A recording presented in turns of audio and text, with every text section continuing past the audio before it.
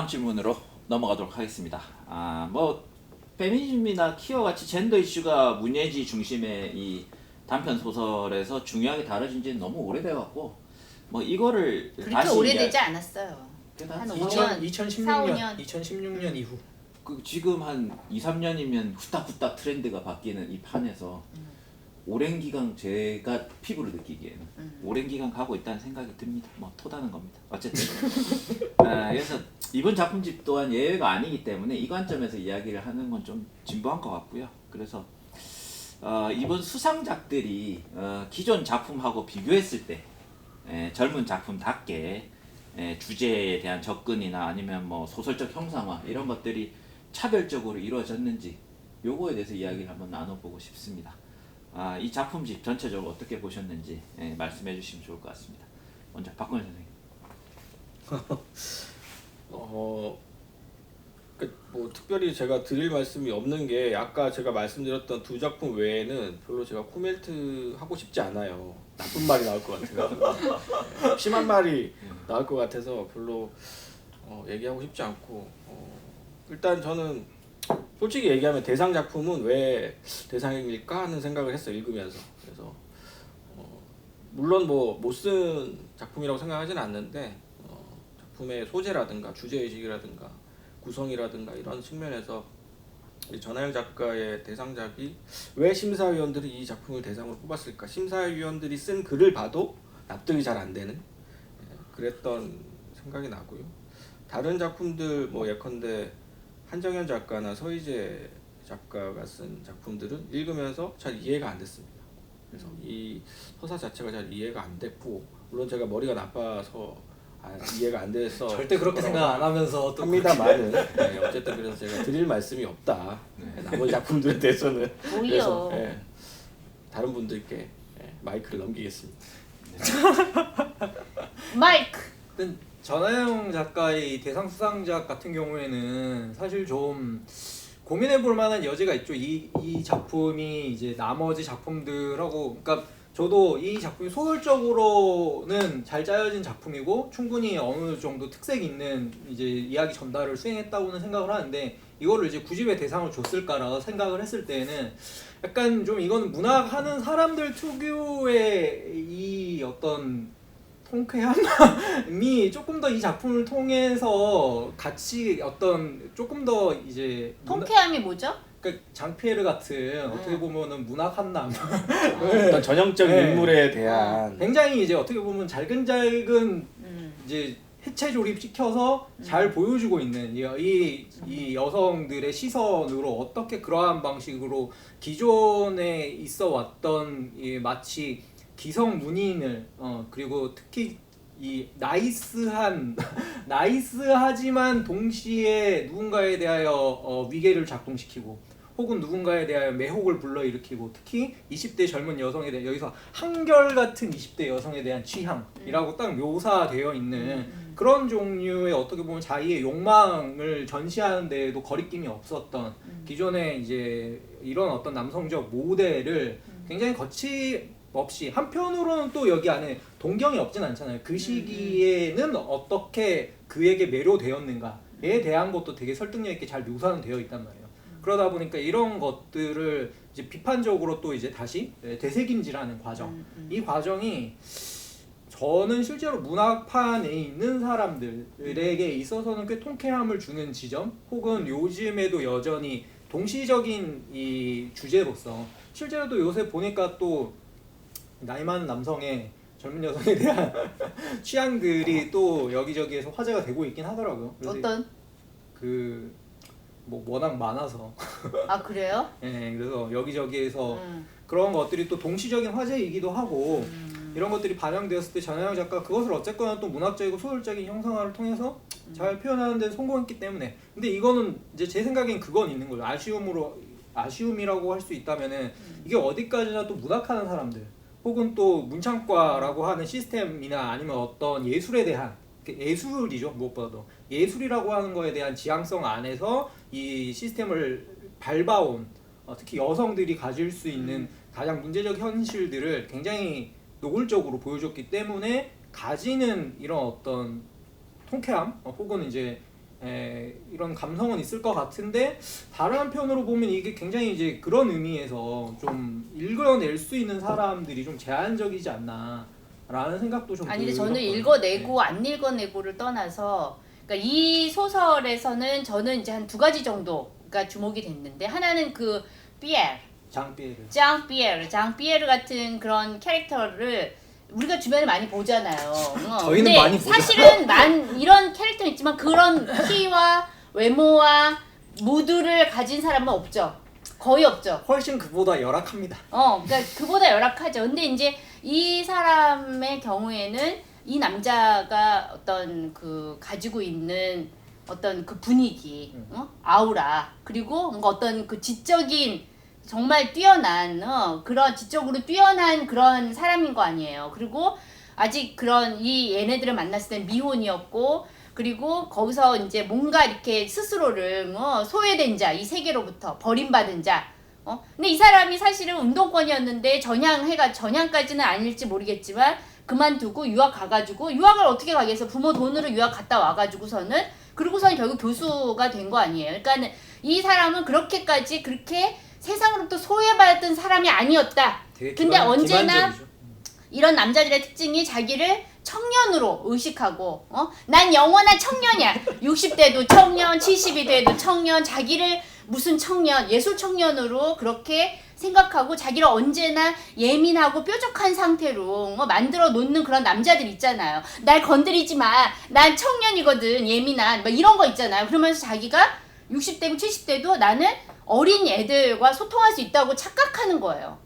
근데 그런 착각하는 이 남자가 어떻게 소위 말하는 이러한 이제 꼰대가 될 수 있는지 그런 것들을 이 삐에르라는 남자가 보여주고 있지만 문제는 이 남자에 대한 그 매혹이 한때만 있었던 것이 아니라 여전히 이 작동이 될 뿐만 아니라 그러한 그 남자의 방식을 이 나가 혹은 여기 이 소설이 반복하고 있다는 거예요. 그러니까는 여기에서 계속해서 무슨 프랑스 영화와 어떤 예술적인 그런 무드 있잖아요. 왠지 프랑스 하면 붙으면은 뭔가 그럴듯해 보이고 어렵고 난 너에게 쉽게 해석을 허락하지 않아 라는 그런 분위기 있잖아요. 프랑스. 그러니까 그런 식의 어떤 느낌에 여전히 사로잡혀 있고 그거 안에서 허우적대고 있다는 거죠. 네. 그러니까는 그런 것들이 좀 뭐랄까 그럴 수 있어요. 그럴 수 있는데 그런 것들을 조금 더 자의식을 가지고 그러한 내가 여전히 그 매혹의 어떠한 그 이 남성 중심으로 이루어진 그런 예술적 분위기에서 내가 벗어나고 있지 못하구나 라고 하는 그 자의식이 명확하게 있다면 정말 좋은 소설이겠죠. 근데 제가 볼 때 그 자의식이 거의 잘 드러나지 않았다. 여전히 거기에 압도되고 있다라는 느낌. 연수하고의 관계를 통해서 그런 자의식이 어쨌거나 후반부에는 아니 너무 말로만 그냥 퉁치는 거 아니에요. 그게 문학적으로 어떻게 형상화가 안 되고. 저도 읽으면서 여전히 제가 흔히 얘기하는 교양 물신주의적인 그런 부분들이 여전히 느껴졌고 또 한 가지는 이 장피에르라는 사람이 정말로 그럴 정도의 빌런인가? 라는 생각이 들었어요. 내가 봤을 때는 특별히 또 매혹적이지도 않아요. 이 사람이 한 얘기들 보면 되게 하나만한 한심한 얘기를 하거든요. 한심한 얘기에 원래 매혹된다니까요. 명심하라 반드시 분위기가 내가 중요한 싫어하던 그 무엇이 되어선 결코 안 된다. 이 무슨 탈무드도 아닌 뭐예요 이게. 이런 말에 매혹당해가지고 그 분위기. 아니 이 남자가 긴 바바리 코트 같은 거 입고 아니 이런 말을 쓰면은 막 몸을 이렇게 이런 말을 웅크리고 들어왔잖아요. 이런 말을 일단 쓰면- 여자애들은 거기에 뻑이 이런 가는 말 거지. 쓰면 이게 여성 혐오 아니에요? 왜요? 여성들의 지적인 수준을 그렇게밖에 안 보는 거니까. 아니 근데 그 어렸을 분위기에 대한 때는 매혹, 그 분위기에 압도될 수 있지. 아니 이런 명심하라 숨만 반드시 쉬어도. 내가 싫어하던 그 무엇이 되어서는 안 된다 이런 말을 하고 그런 사람들한테 매혹당했다라는 것 자체가 난 너무 어처구니 없더라고요. 그러니까 이게 뭐지? 아니 그거를 지금 시각에서 보면 안 되고 그리고 저도 우리가 알고 있잖아요. 아니 우리가 지적으로 일천했을 때를 생각해 보라고요. 나도 지금도 일천하긴 하지만 예전에 우리 왜 20살 때 읽은 책들 있잖아요. 보면은 그런 책들이 거의 다 버렸지만 가끔 남아있는 책들 보면은 엉뚱한데 밑줄을 쳐놨어요.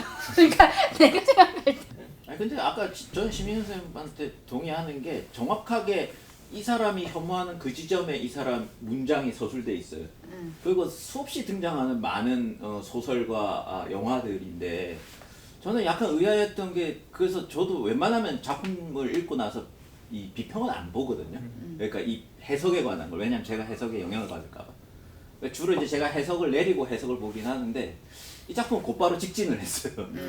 왜 이런 것들이 다 하나의 그 훌륭한 요소로서 작동을 했나 이렇게 직진을 했는데 몇 가지 걸리는 게 고전을 다시 읽을 것을 요구하고 있다 이런 문장들이 저는 걸리기 시작하는 거예요. 해석에서. 해설에서. 해설에서. 근데 예를 들어 장리 고다르가에 대해서 이 사람이 언급해요. 장리 고다르를 좋아하는 남자들은 뭐 이상해 뭐 이런 식의 문장이 있잖아요.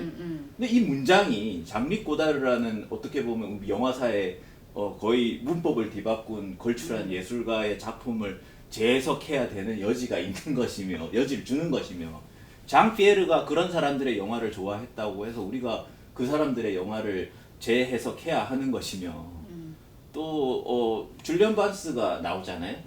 근데 그거는 그 맥락이 아니잖아요.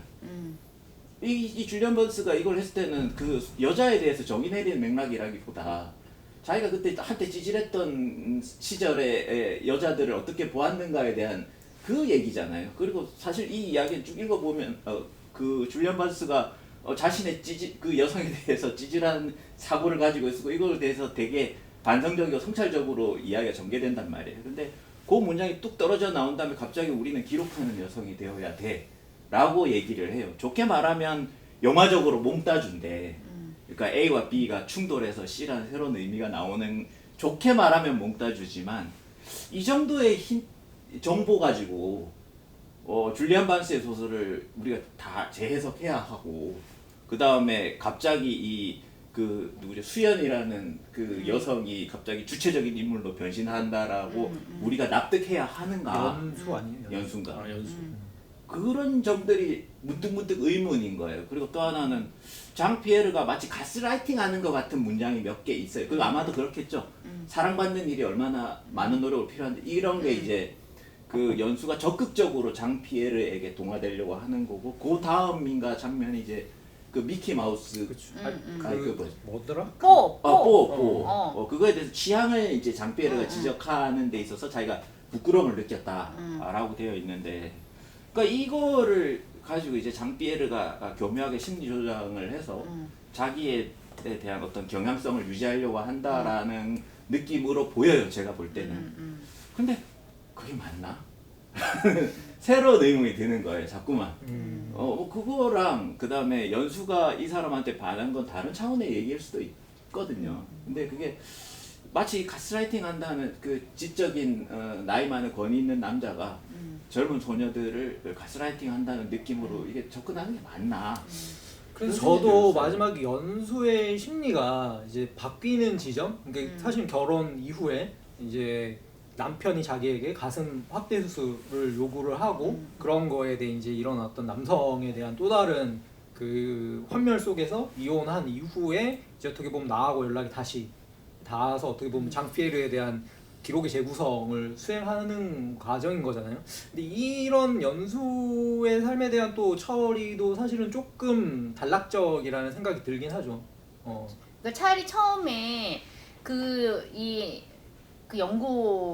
연구소의 그 남자 연구원과의 뭔가 되게 서로 잘 통하고 서로 이렇게 따로 떨어져 그 자기 소외감 같은 것들을 느끼고 또 그런 걸 적극적으로 즐기는 그런 사람들이 담배를 피면서 그냥 서로 은근한 친밀감 같은 거 있었던 그런 남자가 이제 알고 보니 얘가 이 남자한테 조금씩 이제 매혹된 거 아니에요. 그 남자의 어떤 무드라든지 뭐 외모라든지 뭐 지적인 뭐 이런 거에. 근데 알고 봤더니 얘가 21살짜리 애인이 있더라. 이제 그거를 알게 되고 그래서 갑자기 롤리타 이 남자한테 그렇게 얘기를 하죠. 그러니까 그러면서 갑자기 점프해서 이제 피에르 얘기로 가는데 사실 초반에 이 얘기가 되게 좀 이렇게 좀 전체 구성상 좀 불필요하다는 느낌이 들고 피에르 얘기를 들어가 차라리 연수와의 그러한 걸 통해서 자기들만의 어떠한 권위에도 기대지 않는 자기들만의 어떤 글쓰기에 대한 이야기로 가려면 연수와의 그러한 뭐 오랜만에 만남이라든가 어떤 그런 얘기가 좀 배치를 좀 달리 해야 되지 않았을까. 그 약간 이거는 중언부언 같은 느낌이 든다는 근데 거죠. 오히려 앞에 그 남자의 얘기, 담배를 같이 피던 음. 남자의 얘기가 들어가면서 음. 소설이 뭔가 굉장히 통속화돼 버리고 이 사람의 남성에 대한 선호가 그냥 전시돼 버리는 느낌이에요. 이 사람은 그냥 지적인 어떤 고독한 어떤 느낌을 보여주고 잘생긴 키 크고 잘생긴 남자를 좋아한다 라는 식의 얘기가 돼 버리는 거예요. 이게 들어감으로써 이게 뭐냐는 거죠.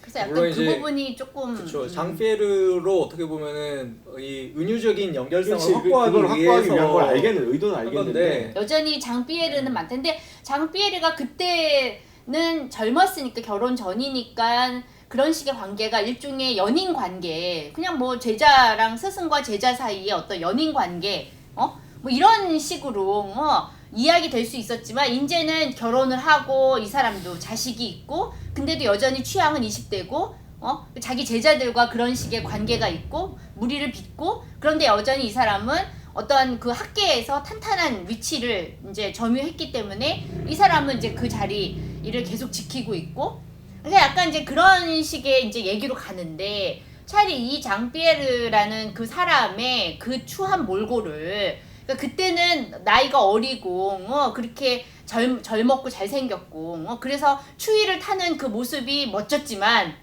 지금도 여전히 그 늙은 나이가 들었는데도 여전히 자기를 추위를 잘 타는 청년으로 그렇게 인식하고 있는 그 남자의 현재 그 모습에 대해서 오히려 더 포커스를 맞추고 그 모습이 불러일으키는 어떠한 그러한 생각들을 더 많이 담아냈으면 좋지 않았을까 그런 생각이 드는 거죠. 그 장피에르 그러니까 오히려 장피에르가 약간 더 신화화된 숭고화된 느낌이에요. 영역으로 예, 예. 남아있고 예. 뭔가 그가 추해진 이후의 삶은 사실 기록의 영역이 아닌 거죠. 그러니까 사실. 어떤 소문으로만 듣는 거 아니에요. 그래서 저도 연수하고의 관계가 차라리 처음부터 이야기의 출발점이 되고 다시 이제 수미상관 형식으로 연수하고의 새로운 글쓰기의 연대가 구성되는 방식이면 조금 더 선명한 완결성이 있지 않았을까라는 생각은 드는 것 같습니다. 자, 대상작에 대한 이야기는 했고요. 그 다음에 전체적인 흐름에 대해서 아니 그리고 이 소설집에서 특히 이제 우리가 얘기 안 한 게 서희재와 한정연 소설인데 다들 말을 아끼시는.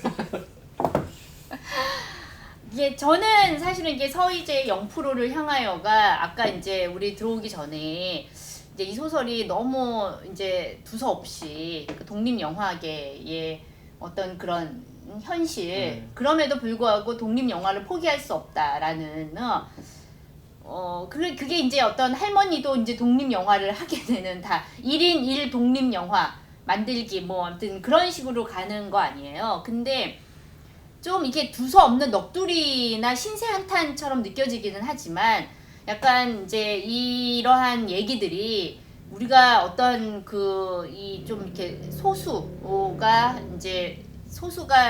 이렇게 참여하고 있는 그런 분야에 들어가고 그 안에서 두각을 나타내기 어려운 그런 분야, 특히 이제 영화 같은 경우는 지금도 이제 소수 이제 몇몇 어떤 흥행과 어떤 예술을 모두 다 이렇게 잡은 몇몇 감독들에 의해서 이게 판이 돌아가는 거 아니에요. 근데 그런 상황에서 이런 독립 영화를 한다는 것의 의미에 대해서 그 자기 나름대로는 계속 끊임없이 약간 넋두리 같고 신세한탄 같지만 그래도 이제 그 안에서 뭔가 이렇게 꿍얼꿍얼하면서 자기 길을 막 찾아가려고 하는 그런 약간 안타까운 노력, 약간 그런 게 좀 보여서 저는 기본적으로는 막 너무 재밌었다는 아니지만 그냥 이런 식의 중얼거림이나 투덜거림 이 이제 필요한 시기다 그런 생각은 들었는데 한정연의 우리의 소원은 과학소녀는 솔직히 이게 잘 독해가 안 됐어요. 가독성이 너무 떨어지고 이게 무슨 왜 조선의 퀴어라는 그런 책이 있거든요. 그게 이제 누구더라? 그 박사 논문 쓴 걸 이제 책으로 낸 건데 그런 식의 일종의 에로그로 넌센스 시대에 20년대 후반에 이제 그 일본을 통해서 뭐 그로테스크와 같은 잡지라든지 아니면 도색 도색 소설이라든가 이런 식의 뭐 어떤 핑크, 아카 뭐 이러한 모모이로 뭐 이러한 얘기들이 이렇게 들어오던 그런 시절에 어떠한 그 분위기 그게 막 지배적인 어떤 대중문화의 분위기는 아니었지만 이것이 일종의 어떠한 그런 그 비지배적인 변두리 서브컬처 같이. 그런 거지만 그게 또 한편으로는 되게 도색 문화 그러니까 우리가 그 뭐지 아가씨에 나오는 그러한 식의 서구를 통해서 유입된 그리고 그게 일본을 거쳐서 이렇게 들어온 그러한 일종의 도색 소설들 그러니까 그러한 도색 소설의 그러한 세계를 보여주고 있는 것 같아요. 근데 사실 도색 소설이라는 게 어떻게 보면 아카가 레드인데 그 레드가 이제 빨개 소위 말하는 공산주의자를 의미하기도 하지만 이 사람들이 일종의 어떠한 그것이 불가능한 그러한 현실 식민지적 조선의 현실에서는 결국에는 이제 아카의 세계로 도색의 세계로 빠지는 거잖아요. 그러니까 이상을 뭐 도색이라고 볼 수는 없겠지만 불온한 색상이. 네. 그런데 이제 거의 이제 오히려 뭐 핑크에 가까운 그러한 이제 그 아카가 되지 못한 어떤 의미에서는 완전히 도색으로 갈 수도 없고 완전히 어떠한 사회주의자 공산주의자로 갈 수도 없었던 그런 이상 같은 사람은 이제 일종의 핑크 같은 사람이겠죠. 근데 그런 식의 어떤 것도 아니고 그냥 어떻게 보면 그 캐릭터를 우리가 요즘식으로 하면 트랜스섹슈얼이라고 말할 수 있는 그 캐릭터를 되게 전면에 이제 비유적인 의미가 아니라 그 캐릭터를 굉장히 어떤 하나의 실체로서 문학적 실체로서 식민지적인 어떤 현실을 배경으로 등장을 시키는데 등장만 하고 있다는 느낌.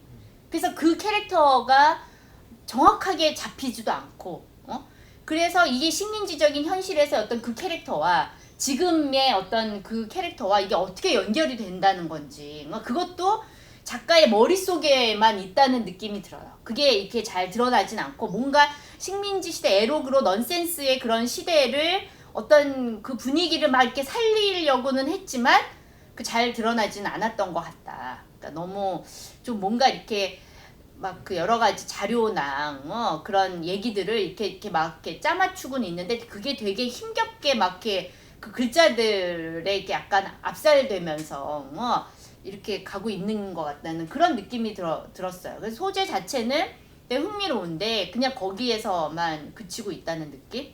그런 생각이 들었습니다. 저는 이제 서예지 소설 같은 경우는 약간 주제가 이중화되어 있지 않나라는 생각이 일단 처음 들었고 그거는 어떻게 보면은 이 자기 예술가 정체성의 문제 하나는 그렇기 때문에 이제 이 독립영화라고 하는 것 자체가 사멸해가는 상황 안에서 자신이 고수하고자 하는 어떤 독립영화 정신 같은 것들을 결국 되새기고 싶은 거잖아요. 자기가 들어가서 확인하는 것처럼. 근데 그것이 어떤 방식으로 현재의 상업영화의 큰 주류적 분위기 안에서 압살되어 가는가에 대한 문제를 1차적으로는 다루고 싶었던 것 같은데 근데 한편으로 보면은 결국에는 또 독립영화에 대한 여러 가지 지금 어떻게 보면은 사멸해 가는 것들에 대한 아카이브 이것도 하고 싶어. 그러니까 이 두 가지가 그냥 막 교차적으로 계속해서 나아가다 보니까 이게 딱 맞아떨어진다는 느낌보다는 아카이브는 아카이브대로 또 자기 정체성대로 약간 이런 식으로 좀 나뉘어서 결국에 우리에게 다가온다라는 생각이 들어가지고 저는 이게 효과적인 어떤 소설적 결합 방식이었는지는 약간 좀 의문이 든다는 점. 그리고 한정현의 소설 같은 경우는 기본적으로는 자신의 특기를 살린 것 같긴 해요. 이 작가의 기본적인 어떤 감수성이 서브컬처적인 것들과 그리고 그러한 것들에 보면 어떻게 보면 굉장히 딥한 소재적 접근들을 이제 끌어올려서 계보를 형성하려고 한 것 같아요. 퀴어적인 어떤 것들에 대한 이제 과거 1920년대 일본으로부터 넘어온 이 분위기의 계보를 과거로부터 살려서 어떻게 복원할 수 있을까에 대한 접근이었다라는 거는 선명한데 문제는 이제 이 접근이 얼마나 잘 구성되었는가라는 질문을 던졌을 때는 일단 스토리 시간이라고 우리가 흔히 표현을 하죠. 소설에서 전체적으로 다루고 있는 시간이 너무 크고 이게 큰 건 중요하지 않고 너무 복잡해. 그 연대기를 이렇게 그릴 수 없을 정도로 이렇게 연대기를 구성할 수 없을 정도로 뭔가 이렇게 어지럽게 되어 있고 마지막에 이 주인공 남자이면서 여자인 그 주인공이 인체 표본으로 네. 아 이런 식의 그 이 캐릭터를 이런 방식으로 그렇게 박제화하는 거는 말 그대로 진짜 박제화한 거 아니에요. 아, 이게 좀 아니지 않나. 문명사의 잔인함을 보여주고 싶었다면은 설득력이 있긴 하겠지만 이 잔인함에 대한 배치나 묘사와 이 인물들이 놓여져 있는 캐릭터라이제이션의 문제가 사실 또 그렇게 잘 맞아떨어진다라는 느낌은 또 들지 않는 부분이 있는 거죠.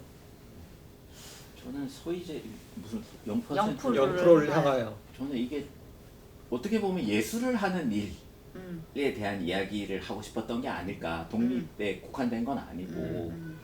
근데 예술을 하는 일에 대한 어떤 작가만의 생각이 명확하게 안 드러나 있는 것 같다는 생각이 들었어요. 그러니까 봐주는 사람이 있으니까 예술을 한다. 근데 이거는 뭐 너무 보편적인 인식 아닐까라는 생각을 했고, 또 하나는 우리나라는 사실 이제 독립영화라는 용어를 잘 안 써요. 왜냐면 다양성 영화라는 얘기를 하죠. 왜냐면 독립영화라는 게 성립할 수가 없으니까. 그렇지, 독립이라는 자본으로부터 게 독립된 독립이잖아요. 영화가 근데 불가능하죠. 영화는 사실 자본으로부터 독립하기가 굉장히 어려운 매체잖아요. 아무리 해도 몇 억씩 들어가는데 이걸 어떻게 자본으로부터 독립이 됩니까? 영화라는 그 매체의 한계성 때문에 예를 들어 이창동 감독 같은 경우가 이제 문제가 생기는 거죠. 이 스타일이나 이런 거는 독립영화 쪽에 가까우나 기본에 이제 상업 자본을 받아서 영화를 제작하는 이런 사람들도 문제가 생기고, 미국도 마찬가지로 썬댄스 영화가 이제 일종의 독립영화제로 출발했지만 거기도 이제 뭐 독립영화 받는 건 아니거든요. 그러니까 미국은 독립영화랑 개념이 조금 또 달라요 또. 그러니까 독립된 배급사에서 제작되고 투자된 영화를 또 독립영화라고도 얘기하거든요. 근데 우리나라는 그런 게 이제 성립할 수 있는 시장이 아니기 때문에, 그러니까 독립을 한다는 이유만으로 이 사람들이 뭔가를 자꾸 어떤 피해자화되고 어떻게 보면 순수화되는 것, 이렇게 그려지는 것이 온당한가라는 생각이 좀 들었어요. 그러니까 상업 영화로 가게 되는 어쩔 수 없는 상황에 놓여 있는 영화인들의 모습을 어떻게 보면은 약간 더 꼰대화해서 굉장히 여기 안에서 재현을 하고 있잖아요. 그게 뭐 현실일 수도 있겠지만, 근데 약간 저는 좀 그렇게 스크립터를 하면서 시나리오 쓰는 법을 잃어버렸다라는 뭐 이런 묘사가 있길래. 근데 이 스크립터라는 게 사실 영화가 제일 늦게 투입되는 스텝 중에 한 명이거든요. 보통 영화 제작 기간이 한 두세 달 돼요. 1년 내내 뭐 일을 하는 건 아니에요.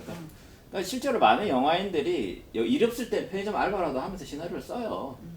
그래서 저는 이런 대사들이 좀 너무 뭐랄까 현실 밖에서 너무 좀, 그러니까 이건 상업 영화를 하는 분들도 일이 없으면 이런저런 알바를 하면서 시나리오를 계속 쓰거든요. 네, 왜냐면 시나리오 쓰는 일 자체는 돈을 주지 않기 때문에 그런 거죠.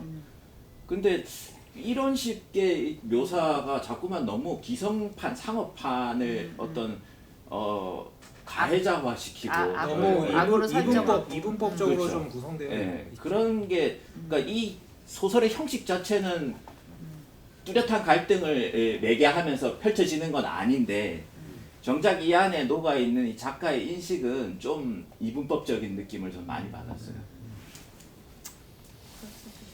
근데 이제 저는 이제 보면서 그냥 그 나이대 그때의 어떤 그 불안감, 계속 내가 이거 할 수 있을까? 그 자신감 없음의 그런 상태인 거잖아요. 그러니까 그런 상태에서의 어떤 그냥 끝도 한도 없는 주절거림이나 이제 넋두리처럼 그렇게 느껴졌기 때문에 오히려 그냥 완전히 그런 이 0%라고 하는 것 자체가 0%가 아무것도 없는 게 아니라 그냥 0%그 자체의 어떤 상태로 살 수도 있다라고 하는 일종의 자기 위안적인 그런 식의 이제 자각으로 끝나긴 하지만, 뭐 그런 것들이 약간의 그런 안타까움 같은 거들을 좀 불러일으키기는 하죠. 그래서 저기 조선의 퀴어가 있네 저쪽에. 갑자기 제 꽂혀 있네요. 갑자기. 그렇습니다. 전체적으로 어쨌건 질문으로 되돌아가자면, 우리가 갑자기 작품에 대한 다 개괄 소개가 되기는 했지만 질문으로 되돌아가자면은 저는 그래도 아직까지 할 이야기가 남아 있다. 라고 생각을 해요. 어느 정도 뭐 충분히 개성화나 차별화 뭐 우리가 이 작품군들을 여성 작가들이 다 썼기 때문에 페미니즘 문학으로 이렇게 묶어서 소개할 만한 문제는 아닌 것 같고 나름대로 이제 자기 목소리를 내려고 하는 필요한 되새김질의 과정이라는 생각은 분명히 들고 또 작품 하나하나도 어떻게 보면 결이 또 다르죠. 박세론도 다르고 서희재도 다르고 뭐 김혜진도 어떻게 보면 다르고 근데 이제 이런 것들을 되게 또 퉁쳐서 이야기하는 어떻게 보면 요즘에 또 문학 안팎의 그런 식의 이야기들이 또 손쉽게 생산이 되니까 문학파는 요즘에 뭐 결국에 여성주의 아니면 살아남을 수 없다더라 이런 말을 실제로 이제 남성 작가나 비평가들도 하고 있는 상황이니까. 아니 근데 남성 독자가 없죠. 없잖아요. 그러니까는 사실 문학 독자들은 거의 이제 20, 30대 그리고 20, 30대 다음에는 40대 여성, 50대 여성, 그 다음에 50대, 60대 남성 그렇죠. 거의 꼴찌예요. 20, 30대 남성들은. 그러니까는 이런 20, 30대 남성들을 대상으로 소설을 쓸 필요가 없는 거죠. 그 사람들이 읽지도 독자가 않는데 아니니까. 독자가 아닌데 근데 독자가 아닌데 왜 이거를 여전히 작가 여성 작가라는 작가의 그런 신원을 가지고 평가를 하고 그렇게 이야기 이게 90년대 우리가 여성 문학의 주체가 누구인가라는 식의 얘기를 해왔지만 여전히 여성이라는 생물학적인 신원에서 벗어나지 못하고 있다. 여성 작가라고 하는 존재들에 대해서. 그러니까는 그런 식의 이게 단지 여성 작가로만 도배되어 있기 이게 무슨 할당제도 아니고 소설 문학이라는 거는 그런데 이거를 그냥 여성 작가들만들로만 되어 있다는 것만 가지고 이거를 공격을 하는 것 자체는 사실은 너무 편협한 시각이고 그냥 요새는 모든 갈등이 다 젠더 갈등으로 다 그냥 빨려 들어가잖아요. 예.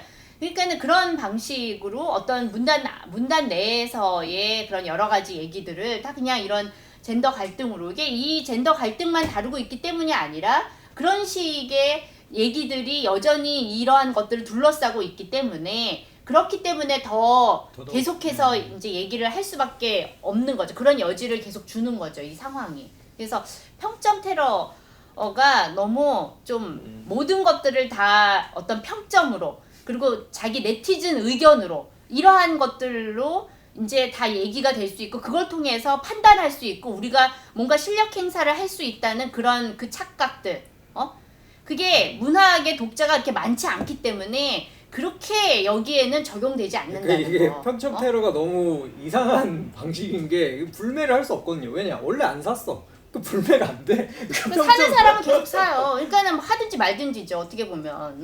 시장이 워낙 작기 때문에. 그러니까 여기는 정치권이 아니란 말이에요. 이게 무슨 서울시장 뽑는 투표시장이 아니기 때문에 여기에서 아무리 백날 그렇게 얘기해봐야 자기들이 읽을 소설이 없다. 아니 원래 안 읽었거든요. 그러니까는 난 그게 무슨 의미가 아무 무슨 귀뚱으로도 안 들어왔어요. 그런 얘기들. 그러니까 진짜 1도 말해서. 타격이 없다 이런 말이죠. 요즘 사회적으로 뭔가 이준석 열풍 같은 것들이 있고 사실은 좀 페미니즘에 대한 전방위적인 백래시 이게 분명히 있긴 있어요. 그러니까 이 문학뿐만이 아니고 모든 컨텐츠나 이런 부분들에 대해서 조금이라도 페미니즘의 피읍이라도 묻은 것 같다 싶으면은 손가락 입어가지고 이거 난리치고 하는 것처럼 백래시의 분위기가 사실은 넘실대다 못해서 이제 문학판 이미 이제 그 바운더리가 좁아질 대로 좁아져서 사실은 여성들이 주로 독자인 이 시장에서 여성들의 이야기를 쓰는 것에 대해서도 이제 그런 식으로 트집을 잡는 경우들이 많고 저는 분명히 그런 부분들에 대해서 잘못됐다고 생각을 하고 이 부분에 대해서 특별히 뭐 두 분과 생각이 다른 건 아닌데 다만 이제 제가 아쉬운 부분들은 제가 처음에 20자평에서 얘기했던 어떤 진부함과 상투성에 대한 부분은 이번에 이 젊은 작가상 수상 작품집의 대상에서 느꼈던 아쉬움이랑 비슷한 거예요. 사실은 계속해서 반복되는 주제의식들 자체가 문제가 아니라 그 주제의식들에 대해서 얼마만큼 또 새롭게 지평을 넓혀서 다시 이야기하는가의 문제. 전 반복 자체가 문제는 아니라고 생각을 하는데 그 반복의 방식이라든 양상 같은 것들이 문제라고 생각을 하거든요. 근데 그 부분에 대해서 저는 사실 솔직히 얘기하면 이번 대상 작품이 과연 그렇게 지평을 넓힐 만한 대상을 줄 만한 작품이었는가라는 면에서 좀 의문스러웠습니다. 그 정도입니다. 네. 이것도 추천 비추천해요? 네. 이것도? 네. 조건부 추천인데 그 선택지가 있잖아요. 조건부 추천을 싫어하는 사람들이 되게 많던데 저 하나만 해라 이렇게. 우리가 지금 밀고 있는 마지막 코너. 막 굳이 안 밀어도 될 것 같은데. 실패한 것 같아. 바꿔야 될 것 같아요. 이번까지 밀어보고 안 되면 바꾸도록 하겠습니다.